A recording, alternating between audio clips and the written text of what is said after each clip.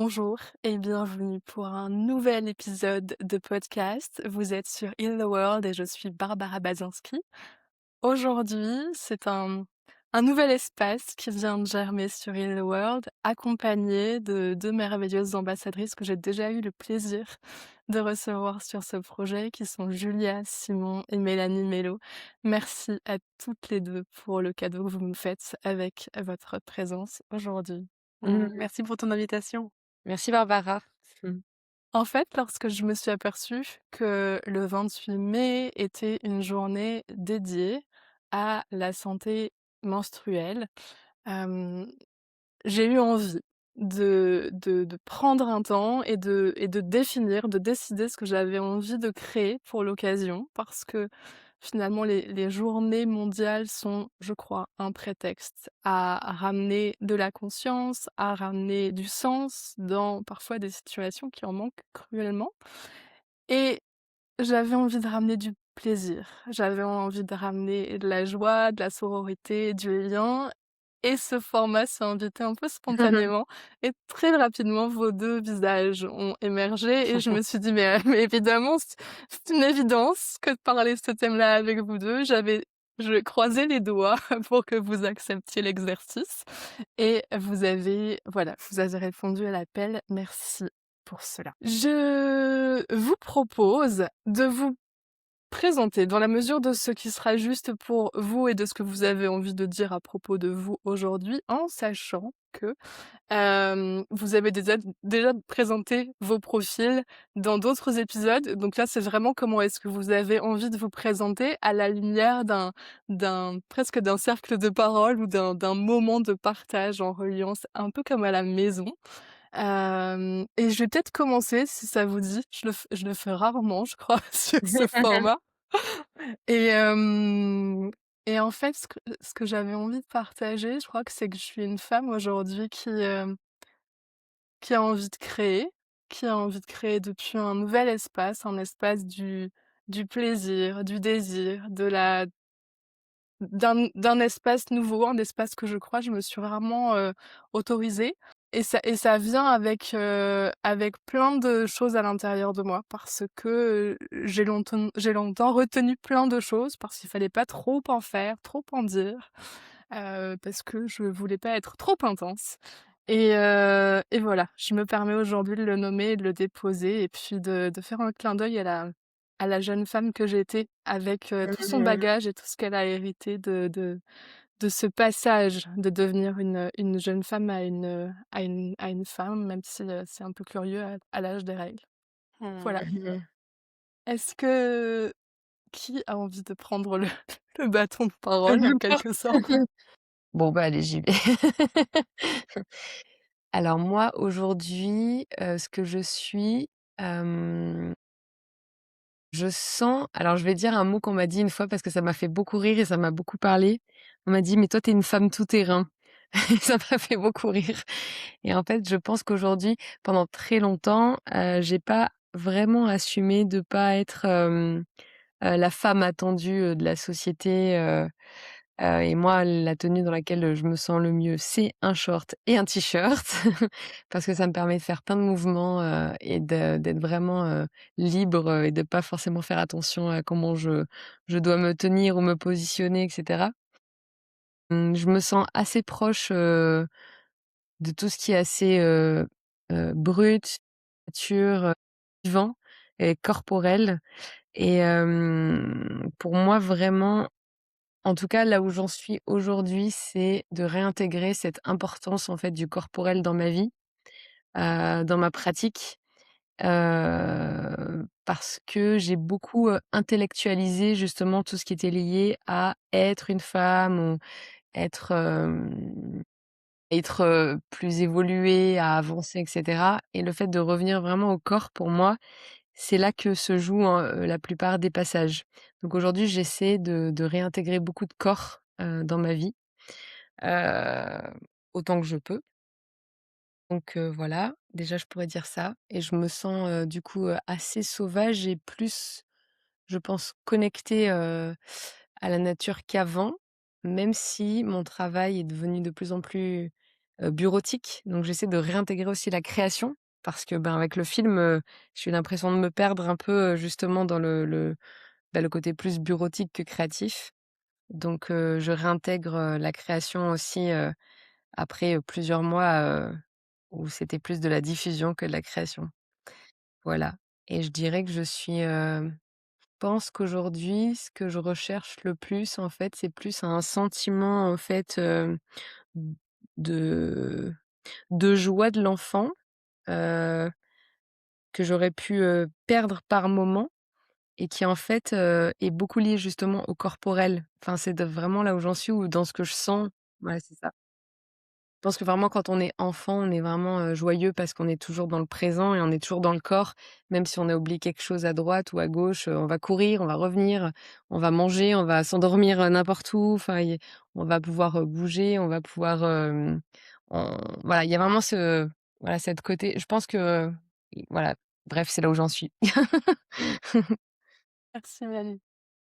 À mon tour, c'est intéressant cet exercice parce que j'essaye vraiment d'être dans le moment présent et du coup de vous écouter toutes les 2 et de me dire: «Non mais Julia, c'est pas le moment de penser à ce que tu vas dire», pour essayer de dire quelque chose de cohérent parce que c'est une question qui est pas facile. Donc du coup, je vais juste respirer et voir ce qui est présent pour moi, maintenant. Ça me touche vos partages sur, qui vous êtes aujourd'hui, ce que vous êtes en train d'activer davantage chez vous. Moi, je pense que c'est, vraiment l'année où je me suis dit que j'allais, pleinement prendre ma place, où j'allais revenir dans mon corps et j'allais aussi, utiliser ma voix. Je fais partie aussi de ces femmes qu'on a trouvées, trop intenses. J'ai souvent la sensation d'être une incomprise. Ça, c'est un peu mon truc. Donc on peut-être que c'est pour ça que je parle vite. Comme ça donne une excuse aux gens de pas comprendre ce que je veux leur dire. Hem et donc voilà, je suis dans cet espace-là, là, en ce moment, où j'ai vraiment, envie de pouvoir mener, mes projets, à terme, pouvoir vraiment rassembler des femmes. Je crois vraiment que tout ce qui est, communautaire, ramener des femmes ensemble, c'est ce qui me parle le plus en ce moment dans une société qui, on est plein de petits colibris et tout, mais c'est difficile souvent. Donc j'en suis là, en ce moment, j'en suis dans la joie de voir, des femmes que je connais qui se rassemblent. J'en suis à ces moments de joie comme ce week-end où, voilà, des femmes que j'ai accompagnées, notamment autour de ce fameux bâton de lune, ben, on est en train de faire la fête ensemble, quoi. Enfin, voilà, c'est les liens entre les femmes qui excitent et qui nourrissent mon cœur et mon âme en ce moment. Et merci Mélanie de rappeler la place du corps. C'est quelque chose qui est aussi important pour moi cette année dans ce que je traverse en ce moment. J'ai beaucoup à intellectualiser. Je pense que je suis là où je suis grâce à mon mental qui est très fort. Je suis, très déterminée, j'ai un grand focus pour, plein de raisons. Et en fait, là, j'ai vraiment, je choisis que ça descende encore plus bas. Donc c'est descendu déjà dans mon cœur depuis quelques années, dans mon utérus depuis, 5 ou 6 ans, je crois. Et là, j'ai vraiment envie de me sentir, voilà, pleinement présente aussi dans mon corps. Donc voilà, je commence à intégrer aussi, plein de choses autour de ça, autour de la nature, autour de ces bâtons de lune ou ces bâtons de pouvoir, vraiment pour me vraiment sentir, cette énergie. On l'appelle parfois Kundalini, on a plein de noms pour ça, mais vraiment sentir cette, énergie du corps qui vient vraiment m'animer. Donc voilà, en ce moment, je suis cette femme-là, cette femme qui se connecte, aussi à son corps, à son plaisir et qui a envie de porter sa voix encore plus loin pour nous, pour nos enfants et principalement pour les femmes. Merci de vous être prêté à cette, exploration de la présence et de qui vous êtes. C'est déjà ô combien précieux pour moi d'avoir, cette qualité de cet espace et de ce que vous offrez. Ce thème, du passage de première lune marque un changement d'identité pour les jeunes femmes. On passe vraiment à l'arrivée d'une autre façon d'être et d'un changement d'identité parce que finalement, il y a plein de choses qui se mettent en place et en particulier la dimension de cyclicité. Et en préparant cet épisode, je j'ai eu quelques chiffres. Par exemple, l'UNESCO qui dit qu'il y a des millions de jeunes femmes qui ne vont plus à l'école en période de règles parce qu'elles n'ont pas accès à ce qu'il serait nécessaire, à des infrastructures, à des connaissances, à du matériel, à plein de choses. Et je me disais peut-être qu'avec ce chiffre-là, on se rend compte qu'il y a déjà quand même quelque chose qui nécessite aujourd'hui qu'on se lève pour parler de ces enjeux-là. Et puis j'avais une autre voix qui me disait: «Oui, mais c'est pas ici, c'est pas en France. En fait, comment est-ce qu'on fait pour que les personnes ici en France se sentent concernées?» Et en fait, une autre voix s'est dit: «Ben, en fait, si, si, il y a encore des grands enjeux en France». Et peut-être que vous en parlerez à travers vos expériences personnelles, mais il y a 2 enquêtes qui me sont venues et qui m'ont vraiment marquée. Il y a un chiffre aujourd'hui qui dit que 55 de la population, en France, donc hommes et femmes confondus, disent qu'il est inapproprié de parler des règles. Je trouve que c'est déjà un enjeu en soi.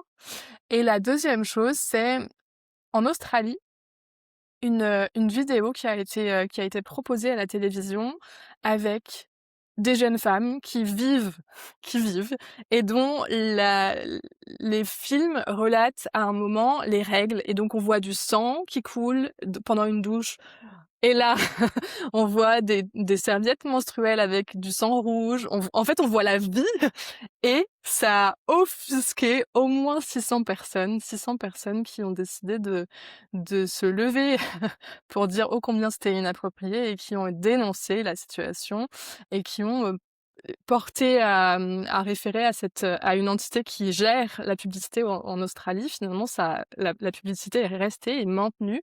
Elle parle d'équité, d'égalité en tout cas et du fait que ça soit représentatif de ce que les femmes vivent. Mais c'est pour dire à quel point je crois nous avons besoin de parler de ce thème ensemble. Je voulais savoir de J'ai votre déjà des réactions. voilà, de votre point de vue, pourquoi est-ce que c'est important que l'on parle, que l'on nomme, que l'on mette des mots sur ce thème et ces enjeux-là? Vas-y Mélanie si tu veux ou Non, Julia. j'avais des réactions par rapport à la visibilité du sang parce que du coup, moi, c'est un des premiers trucs que je dont je que j'évoque dans mon livre. C'est qu'en fait, le sang qui est issu de la violence, on voit des têtes exploser à, je sais pas combien de fois, sur Netflix ou fois sur pardon, sur n'importe quelle plateforme vidéo, dans n'importe quel film. Les jeunes et les moins jeunes, passent leur temps à regarder, des films ultra violents, gore, des films d'horreur de plus en plus. Enfin, ça devient encore plus à la mode en ce moment. Et le sang qui est issu de la violence, il est hyper normalisé. Par contre, ce qui est naturel et qui vient de notre corps, en fait, offusque. Donc moi, c'est ça qui me fait rire. Enfin rire, c'est du sarcasme bien entendu, mais voilà, je trouve ça assez choquant et c'est hyper représentatif de notre société. C'est-à-dire que le sang de la violence est montré, le sang de la vie doit être caché. C'est là où on voit en fait quelles sont les priorités, dans notre façon en fait d'être, en société. Donc moi je trouve ça hyper, manichéen, comme façon de raisonner. Donc voilà, c'était ma première réaction. J'éprouve une grande tristesse du coup, avec ces les chiffres là que tu annonces. Je me dis: «Waouh, quelles informations intéressantes!» Ça veut dire que quand même toute notre vie, on a quand même vu du sang bleu à la télévision pour parler des règles et en fait là, on montre du sang qui est juste, tout à fait normal, une couleur rouge qu'une jeune fille du coup va avoir dans sa culotte aussi quand elle va avoir ses 1res règles et là du coup on s'offusque et je trouve que c'est absolument hallucinant. Ça me fait penser, tu vois, à toutes les femmes toutes les femmes, à certaines femmes que je peux entendre, que ce soit dans mes retraites ou dans mes autres espaces, où quand elles étaient petites, en fait, la première fois qu'elles ont eu leurs règles, certaines d'entre elles ont eu peur, d'avoir une maladie, d'être en train de mourir parce qu'il y avait du sang rouge qui était en train de couler, d'elles, quoi. Et donc bien évidemment, je trouve que ces publicités avec du sang bleu, n'ont pas aidé, en fait, notre structure intérieure aussi à accepter, 1, la puissance de nos corps, la cyclicité de nos corps qui, à mon sens, est quand même, la raison pour laquelle on parle de tout ça aujourd'hui. Mais je rejoins aussi Mélanie, on met vraiment notre attention sur des choses qui sont tellement plus horribles que là, vraiment, parler de quelque chose de naturel, et de s'offusquer, c'est quand même, c'est la lue, quoi. Donc il y a encore du boulot. Il y a encore du boulot et en même temps, je me dis: «Waouh, quelle chance de trouver ça complètement débile» parce qu'en fait, on est ensemble et on se rend compte qu'on a la capacité de changer les choses, alors peut-être qu'à notre tout petit niveau de colibri et en même temps, ça change tellement de choses, quoi. Sortir un bouquin, faire un documentaire, des films, les faire diffuser dans la France entière et même, ailleurs, Mélanie, c'est un si beau cadeau pour de nombreuses femmes, de nombreuses familles, de nombreuses, petites filles et donc ou jeunes filles et donc voilà, nous aussi on change le monde, en mettant accès à de la vraie info, quoi et donc ça, c'est formidable. Merci. Mmh. Je rebondis sur une autre, enfin sur ce que vous avez dit toutes les 2. Parce que j'ai fait un en fait, c'est quand même hyper intéressant de voir les choses dans leur globalité. C'est que du coup, moi, j'ai commencé à écrire Rania Road, il y a 3 ans, la série que je suis en train de faire et donc j'avais écrit l'épisode 1, il y a un petit temps, qui s'appelle «Que savent vraiment les garçons sur les règles?» et donc cette semaine, on est parti en tournage avec, Samuel qui est mon acolyte, mon cadreur et qui a monté aussi Première Lune. Et donc l'idée, c'était de partir en duo justement, fille-garçon et l'idée, c'est que derrière la caméra, c'est un mélange enfin, tu vois, il y a un côté un peu, caméra portée, très tout terrain, donc c'est pas du tout, c'est quelque chose de très naturel, de très spontané. Donc cette semaine, on était en résidence pour le premier épisode et lui commente, l'idée, c'est qu'il soit là d'une certaine manière aussi en commentant derrière la caméra ce qui se passe et pour une fois, c'est pas moi qui tiens la caméra et moi je vais interviewer. Dans l'épisode, j'avais écrit parce qu'en fait, même si c'est du tout-terrain et que c'est de l'épisode, tu dois quand même écrire avant et mon fil rouge, c'était une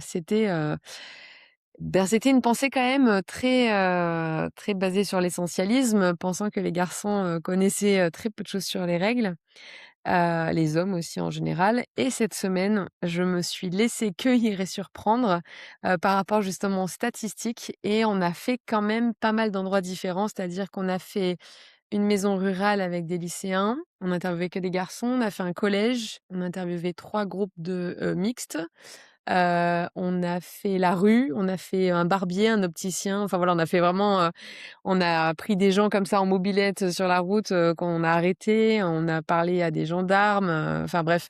Donc c'était hyper, intéressant et alors, j'essaie de remettre les choses dans leur réalité, c'est-à-dire que, justement, Samuel me disait: «Mais, finalement, tu avais écrit, qu'il y avait vraiment un manque d'information et une nécessité, d'apprendre, en fait, le fonctionnement du cycle» et puis au final, l'épisode, en fait, ce qui s'est passé était à l'inverse de ce que j'avais prévu. C'est-à-dire que je suis tombée sur beaucoup de jeunes, qui connaissaient beaucoup plus de choses sur le cycle, qui étaient attentifs au harcèlement, qui étaient attentifs au rythme, qui se moquaient pas, qui comprenaient. Alors ils avaient pas forcément, toutes les notions physiologiques et je me suis dit: «OK, et ben, il y a quand même un changement». Donc ça m'a fait plaisir. Après on a interviewé des là où j'ai pas réussi, c'est interviewer des hommes plus âgés et en fait, là où je pense que la conclusion, Samuel m'a dit, «Est-ce que la conclusion, ça serait pas que, justement, en fait, c'est pas ce que tu penses et que aujourd'hui les garçons savent bien plus sur les règles que tu ne le pensais?» Je lui dis: «Oui, mais c'est ceux qui ont accepté de répondre». Mmh. Donc tu vois, il faut pas non plus faire des nouveaux statistiques, voilà et donc je suis quand même allée à des terrasses de café, pour parler à des personnes de plus de 60 ans et par contre, je me suis fait remballer, systématiquement. Donc je pense qu'il y a quelque chose de voilà, notre conclusion, elle était plutôt générationnelle que culturelle, et aussi de voir quand même qu'il y a quand même des sensibilisations qui sont présentes, c'est pas beaucoup d'heures, mais dans les collèges et dans les lycées, qui ont pas forcément systématiquement lieu, mais ça commence un petit peu quand même. Donc voilà, donc c'était intéressant, de réaliser aussi un peu l'inverse et de me rendre compte qu'il y avait je suis même allée interviewer un homme qui en fait, connaissait le cycle de sa femme et savait quand est-ce qu'elle allait avoir ses règles et qui faisait avec elle, ils faisaient ensemble en fait la roue, mais c'était lui qui la prévenait. Il connaissait mieux son cycle qu'elle, donc c'était incroyable. Bon voilà, donc c'était pour faire l'antithèse. Merci Mélanie. J'adore. Déjà, je trouve que c'est hyper inspirant ce que ça m'évoque, c'est que les enquêtes dont je parle, le film en ques la publicité en question, c'est une publicité de 2018. Donc Ah finalement, oui, c'est mais ouais. déjà, plus ancien et l'autre étude, elle est de 2000, je sais plus, je crois que c'est 2021 ou 2024. C'est plus récent, mais effectivement, il y a aussi ce décalage de temporalité et là, j'ai la sensation que de plus en plus, ces jeunes en fait, pour moi, on le nomme davantage, probablement parce que je suis à vos côtés et que je vous vois rayonner et donc ça me paraît être, accessible et relayer ce message. Je sais pas si ça l'est partout, mais j'ai l'impression qu'aujourd'hui, il y a une tendance aux jeunes aux jeunes, adultes, aux personnes qui vont avoir vivre ce passage, d'être plus informés parce que les parents, parce que les encadrants, parce que les professionnels autour sont un peu plus au courant, parce que les enjeux de santé féminine sont aussi plus présents. Je veux dire, on n'a jamais autant parlé de certaines maladies, je pense à l'endométriose. En fait, la santé de la femme prend aussi beaucoup plus de place. Donc est-ce que ça a un écho? Probablement. Mais je me disais, j'aimerais bien avoir votre regard sur, la posture. Les professionnels qui accompagnent aujourd'hui ce passage-là sont en général des personnes qui ont vécu une situation, je parle de moi par exemple, où les règles n'étaient pas nommées ou très peu nommées, où j'ai été accompagnée, on m'a dit que j'allais avoir du sang, mais finalement c'était quand même très en lien avec une dimension de tabou et on verra le moment où ça se passera. Et en fait, il y a tout un pan de ma vie de femme à moi qui a été de m'accompagner à remettre de la lumière sur ce passage-là et à l'alchimiser, à en faire ce que j'avais envie d'en faire. Je me demande comment est-ce que quelqu'un qui a vécu ces enjeux-là, dans son expérience propre, qui ne nommait pas forcément le passage des premières règles, qui vivait avec tout l'héritage familial, avec tout l'héritage sociétal, comment est-ce qu'il fait pour être dans une posture juste? Qu'est-ce que ça veut dire une posture juste dans l'accompagnement d'une personne qui est innocente, qui est, j'allais dire, presque vierge de ce passage-là justement? Comment est-ce qu'on fait pour les accompagner sans poser tout ce qu'on n'a pas eu? Projection, ouais, ouais. Ouais, toutes ces projections. Tu veux y aller, Julia? Ouais, j'y vais. Barbara, c'est exactement ce que tu partages sur t ta propre expérience à toi. C'est d'en avoir eu une et d'avoir fait le travail pour, mettre de la lumière dessus et je pense que c'est vraiment ça, qui est demandé à chaque accompagnant, quel que soit, le passage pour lequel, ces personnes travaillent. Je pense que ça nécessite, vraiment un travail de reconnexion justement à ce qui s'est passé. Que ça soit bien pa que notre passage se soit très bien passé ou pas, c'est important de mettre de la lumière dessus parce que on sait que les jeunes, donc c'est donc les ados, ou les jeunes filles, à partir de 8-9 ans par exemple, sont très sensibles à tout ce qui est, corporel et à notre posture à nous quand on en parle et donc même si on essaie de raconter des chouettes histoires, par exemple sur les règles et dire: «C'est, super impuissant, c'est magnifique la cyclicité», mais qu'il y a quelque chose à l'intérieur de nous qui se serre, qui se contracte, ça elles le sentent, tout de suite en fait. Et donc c'est vraiment important à mon sens de pouvoir aller, habiter notre histoire et aussi de s'en extraire pour pouvoir partager, aux jeunes filles quelque chose d'assez, factuel avec ce qui est super chouette autour des règles, ce qui est super chiant, ce qui est facile et ce qui est aussi plus difficile. Mmh mh.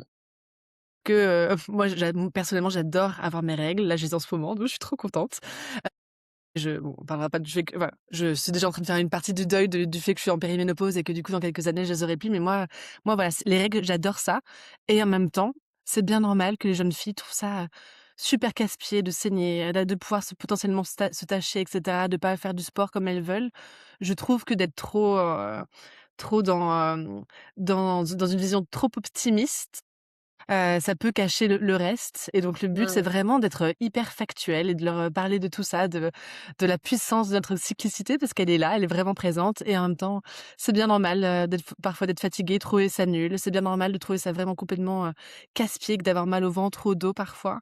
Ça fait aussi partie, en fait, de l'expérience de ces lunes et de ce première lune parce qu'en général, il y a le passage et puis il y a les premières années, en fait, que les jeunes filles vivent.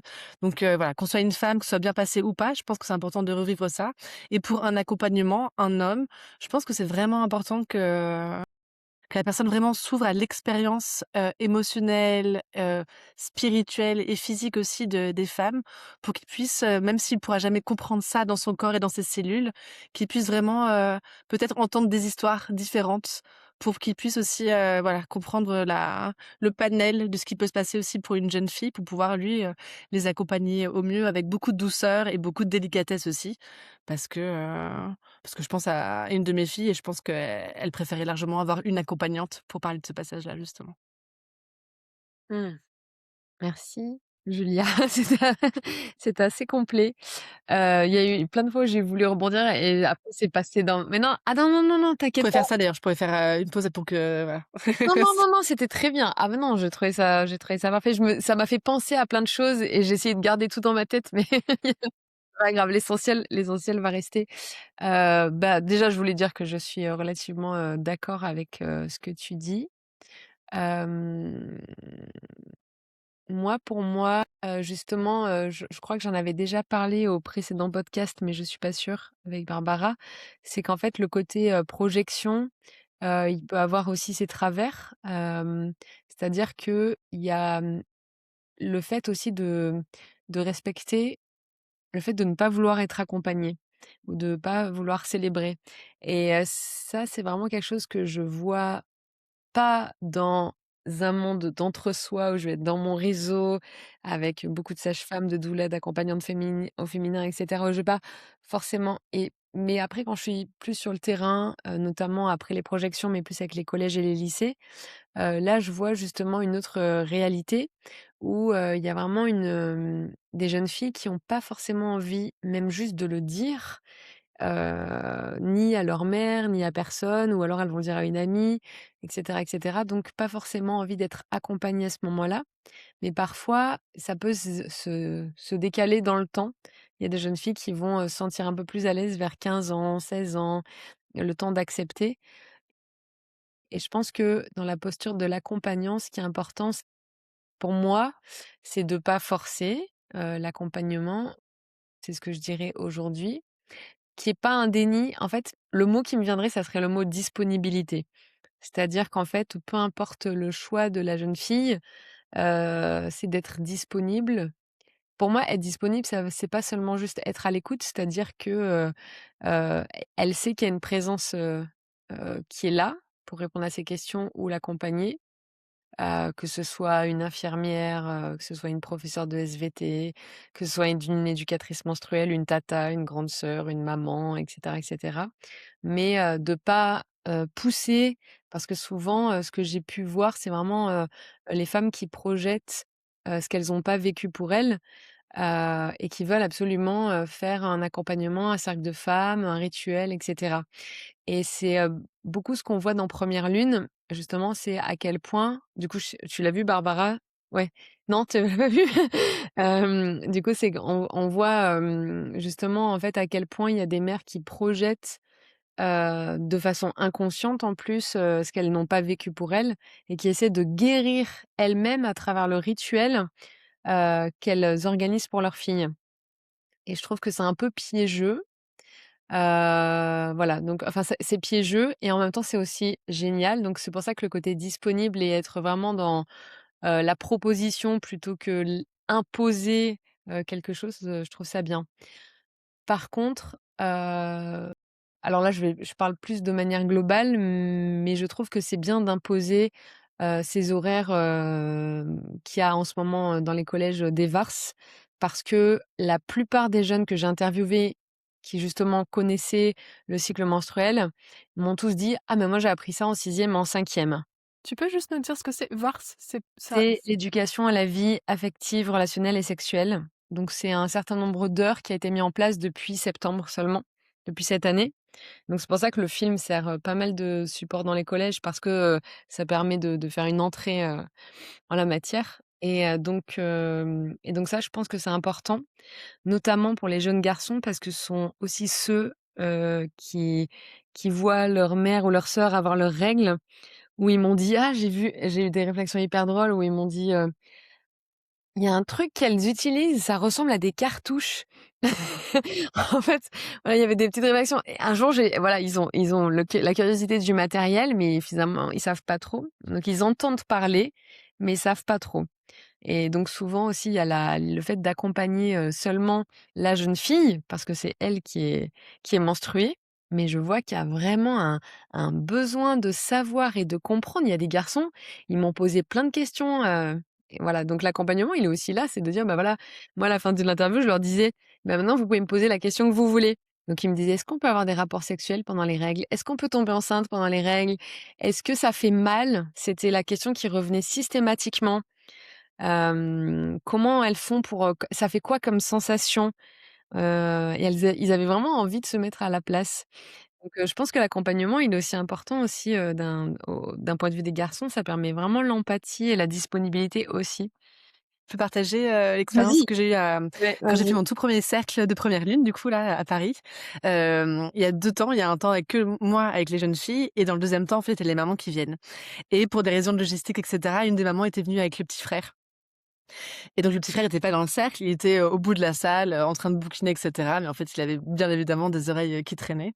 Et donc je suis retombée sur, cette maman-là, peut-être une dizaine de jours après le cercle et en fait, elle me dit: «Ah là là, tu sais, quand on est rentré à la maison du coup et on en a parlé à table» et puis il me disait: «Ah, tu sais maman, je m'étais jamais rendu compte à quel point c'était, fort pour vous les règles et cetera. Ah, je comprends maintenant que tu es fatiguée et da da da da da» et en fait, du coup, ça m'a beaucoup touchée parce que je me suis dit: «Mais oui, en fait, c'est exactement pour ça aussi qu'on fait ça. C'est pas que pour les jeunes filles, c'est vraiment pour toute la Ouais, famille» et ça. quand les petits frères entendent, bah, du coup, voilà, ça donne plus de compréhension et moi, j'adore ce que tu partages, Mélanie, avec, Mmh cet homme qui a carrément sa lune et tout, qui est sur le frigo et qui peut dire à sa femme, «Ah, tu vas bientôt avoir tes règles» et je pense que c'est comme ça aussi que les choses changent. C'est quand on arrive, Ouais. à toucher en effet les jeunes garçons aussi, les ados, les frères, les papas et cetera et que tout le monde peut en bénéficier parce que c'est quelque chose qui est vraiment sociétal. Enfin, c'est la moitié de la famille qui est en jeu à ce moment-là, donc c'est important de pouvoir, en parler à tous. C'est super. Et comme tu disais tout à l'heure, là où je te rejoignais complètement, c'est le côté factuel.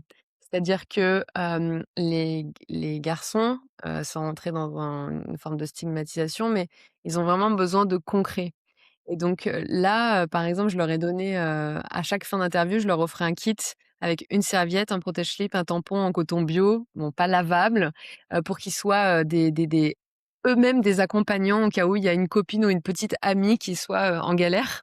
Et donc je leur ai dit: «Bah, vous voyez, on parle beaucoup de la précarité menstruelle, mais, il y a aussi alors il y a aussi la précarité d'information, qui est déjà encore plus importante que la précarité, juste d'avoir les tampons et les serviettes aussi».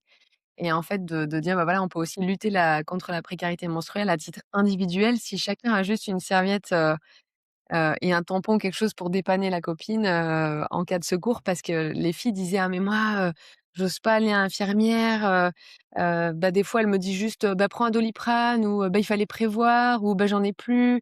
Et voilà, je leur ai dit: «Bah, oui, mais c'est génial si tout le monde se ligue et pas ça passe par quelque chose de physique et de matériel, mais du coup, voilà, même si c'est physique, matériel, qu'ils en rigolent, mais c'est pas grave». Et du coup, ça tout le monde devient un accompagnement. Mmh. Bon, J'en parlais on a dévié Barbara, non, hein, je non, suis mais c'est, désolée. merci pour ça et on en parlait justement avec une de mes amies qui a 2 garçons et on se disait ça, en fait, qu'il fallait qu'un de ces garçons et tout ait lui aussi sa petite pochette dans son sac à dos Voilà, justement pour aider c'est ses ça, copines. Ouais. exactement, ouais. Je trouve que c'est au enfin ça me met enfin j'ai les yeux qui brillent pour ceux qui Oui, on voit. verront pas la vidéo. Je trouve que ça fait partie, je crois, de notre médecine, que celle de nommer, de ramener des mots, d'exprimer, de partager, de diffuser de l'information, autour de ce thème-là et de faire en sorte que quelque chose qui était tabou et qui était invisibilisé puisse simplement être, pas en faire, des caisses, mais que l'on puisse en fait y mettre ce que l'on veut et que ça soit aussi un espace de partage, de rire peut-être aussi, parce que on peut vivre une expérience différente en fonction du regard que l'on porte sur les choses et je crois que le rire, moi, c'est un des axes de ma médecine. Voilà, je trouve que c'est inspirant de vous entendre. Je pense que c'est précieux de voir ô combien finalement, cette période, elle est aussi imprégnée de cette transmission, de ces informations qui se diffusent et vous y contribuez, toutes les 2. Et quand vous partagez l'une et l'autre à propos de cette posture juste sur l'accompagnement des jeunes femmes, je me disais: «Mais en fait, il y a probablement un enjeu que j'avais pas identifié en préparant cet épisode» parce qu'effectivement, je n'ai pas vu Mélanie, première lune. Je devais aller le voir, mais ça s'est pas fait. Bon, alors je le verrai plus tard quand ça sera juste pour moi. C'était l'enjeu d'accompagner les femmes et les mères en particulier qui ont vécu donc toute une vie émotionnelle, peut-être toute une expérience particulière et qui qui se font expérimenter peut-être les dimensions de culpabilité, de peur de pas en faire assez, de pas être à la hauteur, de pas vouloir reproduire ce qu'elles ont vécu et de vouloir combler finalement ce qu'elles, elles n'ont pas eu. Je sais pas si ça vous donne envie de rebondir, si vous voulez, Moi, ça me échanger? paraît, merci pour ça. Pour moi, c'est l'étape d'après. Enfin, c'est l'étape, pas d'après, c'est l'étape pendant, en fait. C'est quand on parle de première lune, de ménarche ou de passage. En effet, l'actrice principale, bah, c'est la jeune fille, mais c'est aussi aller, aider, ces femmes parce que ces mères. Parce que pour moi, toute la culpabilité, la honte menstruelle qu'elles ont pu ressentir et cetera en étant, ados, c'est des choses qu'elles se traînent encore et qu'on voit à travers d'autres choses, hein. On parle de, je sais plus si c'était dans l'introduction ou du coup dans notre conversation juste avant, on parlait de poser des limites et cetera. Pour moi, c'est vraiment ça, hein, de parler des premières règles et des règles en général en tant que femme, c'est se réapproprier en fait notre corps et ce corps qui saigne en effet, une fois par mois et qui est, une porte d'entrée pour plein de discussions sur plein de choses, quoi. Et pour moi, c'est aussi, la raison pour laquelle c'est important de pouvoir en parler aussi aux mères, même quand elles ont des garçons, même quand elles ont des petites filles qui ont encore 4 ou 5 ans. C'est de commencer en fait à faire ce travail de guérison aussi du féminin, parce qu'on parle aussi de ça quand on parle de premières règles et d'accompagnement aussi. Et pour moi, c'est essentiel de pouvoir aider, ces mères-là aussi. Ça fait partie, voilà, des choses sur lesquelles, moi je suis en train d'avancer, dans la matière pour pouvoir justement aider ces mères parce que nos corps, parce que la culpabilité, parce que l'envie justement d'en faire, enfin, la volonté d'en faire too much à certains moments, bah, c'est délétère aussi pour les enfants. Donc voilà, c'est les accompagnants qui doivent trouver leur posture juste. Pour moi, les mères aussi, c'est un beau cadeau pour elles que de retrouver aussi un alignement, d'aller guérir tout ça, leurs histoires pour pouvoir, être juste, là en accueil en fait de ce qui est pour, leurs propres enfants, filles et ou garçons. Mmh.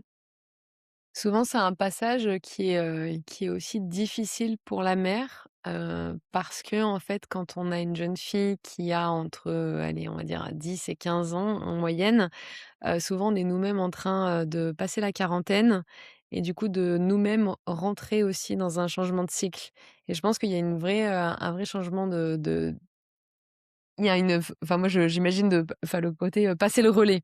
Tu vois? Il y a vraiment ce côté où, il y a la roue qui tourne et pour pas mal de femmes, ça renvoie, il peut y avoir le côté de faire des projections, sur son enfant de ce qu'on n'a pas eu et de ce qu'on aimerait vivre pour soi, mais ce qu'on aimerait vivre pour soi finalement plus maintenant que plus jeune.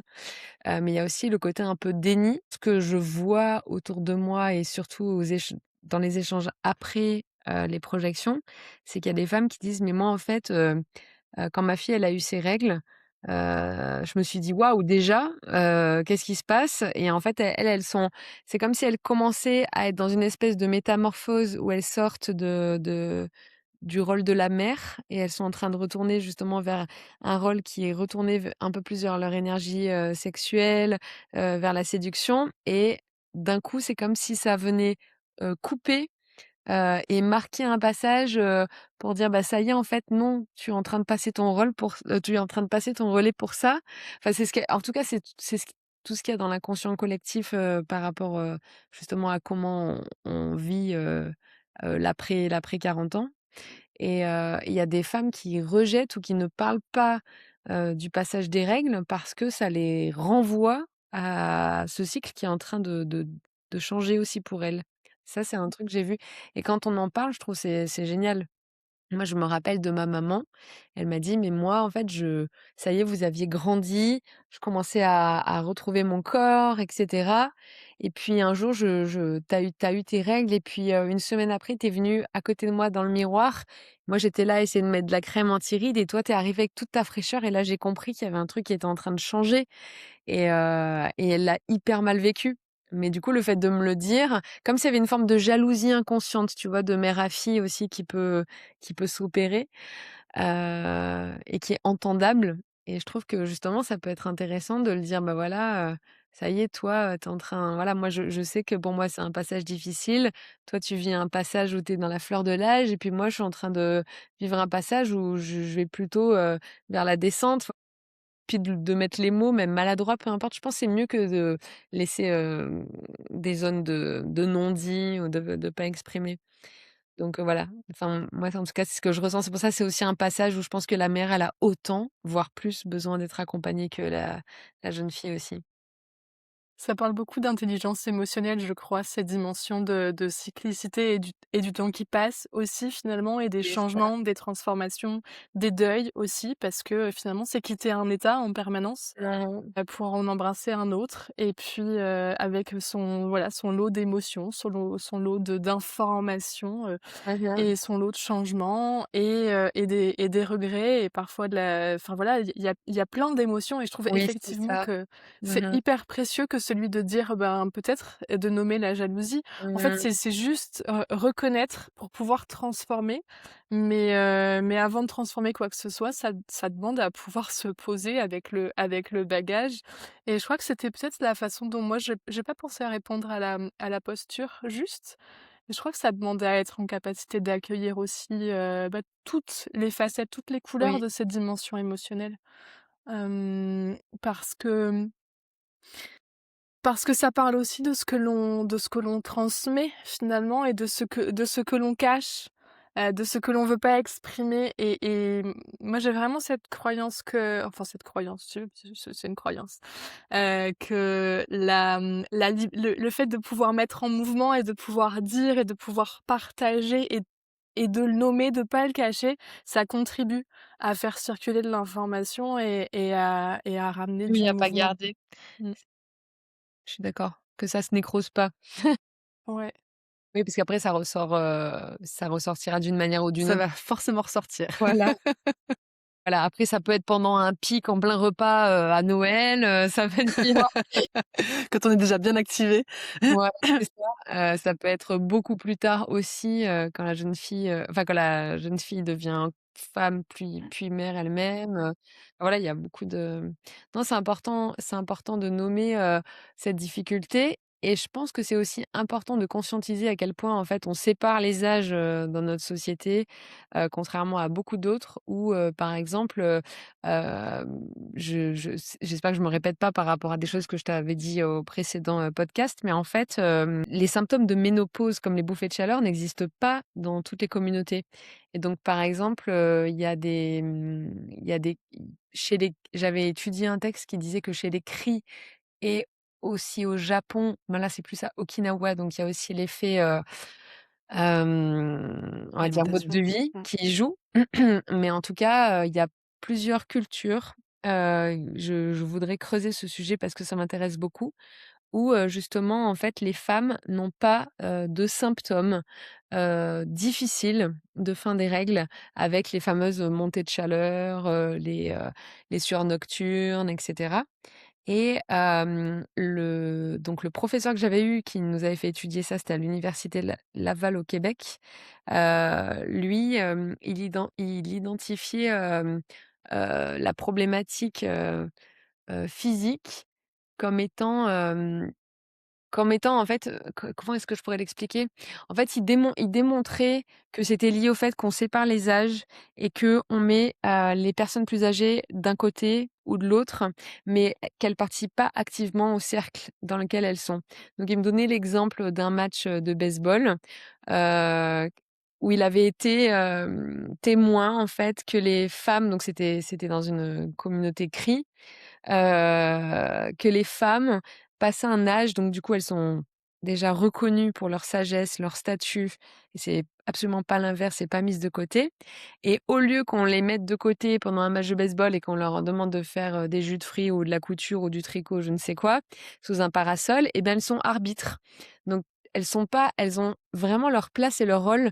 Alors c'est pas voilà, je parle pas de quelque chose de spirituel, mais je trouve que c'est hyper représentatif justement, et très concret, qu'elles aient une place dans l'équipe et donc ce sont les arbitres, les femmes âgées sont les arbitres et je me suis dit: «Mais c'est vraiment incroyable, c'est génial» et donc elles sont pas, voilà, elles sont pas à la caisse ou voilà, donc ça c'est pour moi c'est aussi ça que ça vient révéler et je pense que si on avait une façon, de plus inclusive, d'être avec les différentes générations, sans hiérarchiser justement les âges, il y aurait aussi, beaucoup moins de difficultés, à accueillir les différents passages, que ce soit les premières règles ou la ménopause.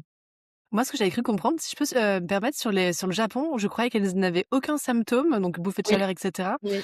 notamment parce qu'en fait, on n'en parlait pas. Non, mais du coup, ce serait intéressant de regarder et du coup, je me disais: «Ah, mais c'est intéressant, en fait, comme ça n'existe pas, bah, en fait, ça n'existe pas». Alors j'imaginais aussi qu'en effet, l'hygiène de vie, sur Okinawa devait, bien sûr, avoir Mmh. des effets positifs, mais d'après ce que j'ai cru comprendre, c'était aussi que de pas en parler alors que nous, là, à Paris, on a eu ce qui est super aussi pour d'autres raisons, hein. On a eu une marque de magasins bio, une chaîne de magasins bio qui a fait une campagne publicitaire sur la ménopause là en novembre-décembre, je pense, donc il y avait pas mal de choses dans le métro et cetera à Paris. Je trouve ça super parce que du coup, ça met de l'information et ça nomme des choses et après je me dis: «Ah mais en fait, peut-être que si on n'en parlait pas aussi d'une autre manière, bah, du coup, on voilà». Bon, voilà, c'était voilà, Non, non, mais c'est ça fait intéressant, partie c'est vrai. Non, mais je suis de mes d'accord avec interrogations. toi. Ouais, ouais.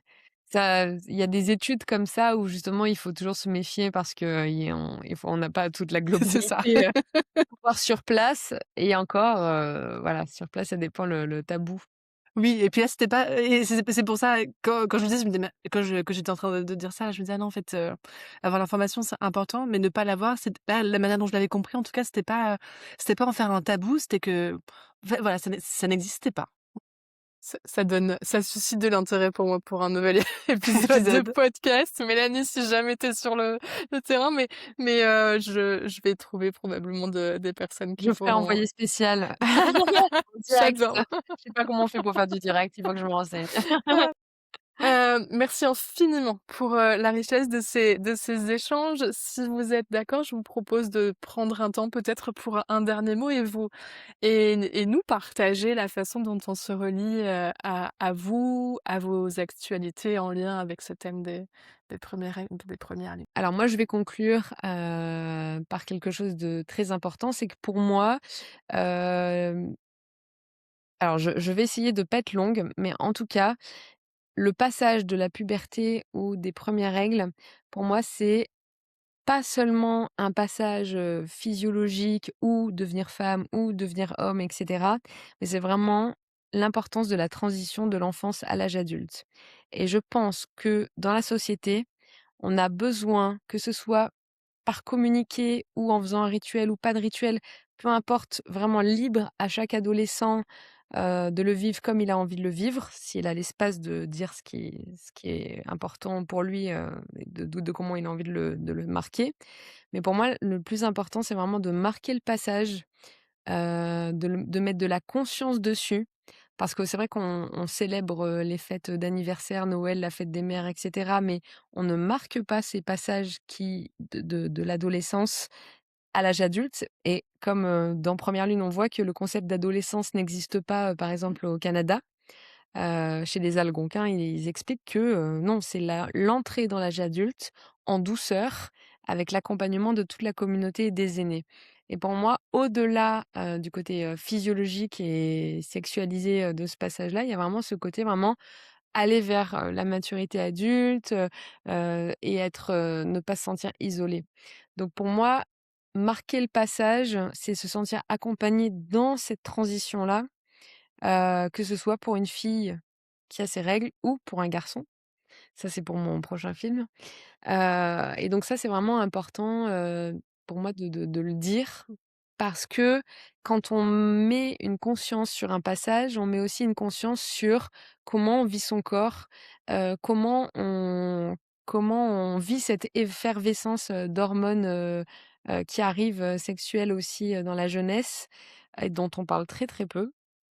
Et comment en fait on est capable de aussi, dire oui quand on a vraiment envie de dire oui, dire non quand on veut dire non et poser en fait, ses limites, heu, que ce soit au niveau du consentement ou du corps, mais que ce soit aussi au niveau du rythme. Et voilà, je vais inventer un nouveau concept, mais le consentement du rythme, pour moi, ça serait vraiment génial d'avoir vraiment cette possibilité-là aussi de faire une pause, parce qu'on peut pas intégrer, en fait, en étant dans un rythme qui est toujours, performatif. Pour moi, c'est pas possible. On est dans une société qui est vraiment basée sur le linéaire et que ce soit fille ou garçon, d'avoir le temps d'intégrer ces passages-là, je pense que c'est important pour aussi apprendre plus tard à se respecter. Voilà, donc ça, c'était ma conclusion, qui était un peu longue. Et après, ce que je voulais dire, c'est que donc 1re lune, il progresse. On est dans les documentaires de l'année. Il a doublé la moyenne des projections des documentaires en général. Donc on est à plus de 280 projections depuis, sa sortie en janvier, donc c'est énorme. Ouais, c'est énorme. 280 et je me suis déplacée sur 80 dates, donc c'est aussi énorme. Et là, l'idée, c'est qu'il y a une sortie, il y a une série qui sort en novembre, qui s'appelle Ragnagna Road, qui est pour l'instant, on est en recherche d'un producteur, mais si on ne trouve pas, on fait sur Tipeee, une collecte parce que chaque épisode coûte à peu près 6 000 € et l'idée, c'est que donc là, l'épisode, c'est les règles et les garçons, mais il va y avoir, les ragnagnas et l'écologie. Donc l'idée, c'est d'aller interviewer, des grands de l'écologie, pour voir comment, en fait, nos règles pourraient moins impacter, en fait, justement, au niveau de la pollution et voir un peu comment c'est désintégré, aller vraiment creuser, en fait, tout ça. Il y aura aussi un épisode sur, les règles et les personnes trans ou les personnes en transition. Il y aura les règles, j'ai prévu de faire un épisode, dans un couvent.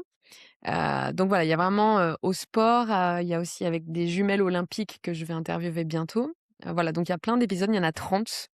Donc l'idée, c'est d'en sortir un par mois. Donc voilà. Donc ça, c'est la suite et l'expansion de Première Lune. Voilà et après je suis en Merci. train d'écrire un documentaire sur les garçons. Voilà. Magnifique, que d'actualité. Je serai derrière toi en tout cas avec, Heal the World pour accueillir, la Merci. suite de cette progression. Merci Mélanie. Merci à vous. Merci à toi. Merci Julia. Moi, j'ai envie peut-être de conclure aussi pour, rappeler à tous tes auditeurs et auditrices qu'il y a plein de moyens du coup pour, contribuer aussi. Donc moi, je suis abonnée, à la newsletter de Mélanie, donc j'ai la chance de pouvoir avoir toutes ces, informations-là sur ces différents projets. Donc moi, je vous invite vraiment à vous abonner aussi.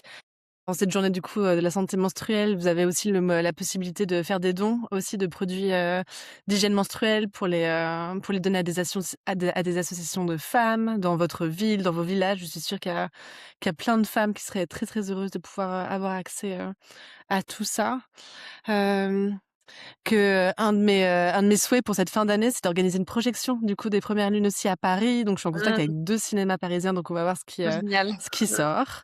Je viendrai. Heu, avec plaisir, parce que pour moi, c'est vraiment un sujet vraiment important et heu et que je pense que c'est vraiment une porte d'entrée pour notre féminin à nous en tant que femmes, que de prendre soin de nos premières lunes ou de celles de nos filles ou de nos nièces, de nos filleules, c'est vraiment important. Donc voilà, donc moi je continue à organiser ces cercles ateliers que j'aime tant sur Paris. J'en fais, 1 tous les 2 ou 3 mois à peu près et ça me crée énormément de joie et de bonheur que de voir, ces jeunes filles avec leur maman ou parfois leur tante qui viennent aussi, participer et voilà, je continue aussi pour, les femmes plus grandes, pour nous, pour les femmes, avec mes retraites du coup autour de ce bâton de lune avec, la retraite femme originelle pour continuer aussi, bah, voilà, à mettre de la lumière sur, nos premières règles et continuer ensuite du coup avec, ce totem allié pour nous accompagner de manière, cyclique et donc pour moi ça c'est, je pense que chaque femme devrait avoir, son bâton de lune donc voilà, j'œuvre pour ça et j'espère que voilà, quand on en reparlera dans 20 ans, ce sera un peu comme ces ateliers, d'éveil à l'éducation, sexuelle et cetera en école.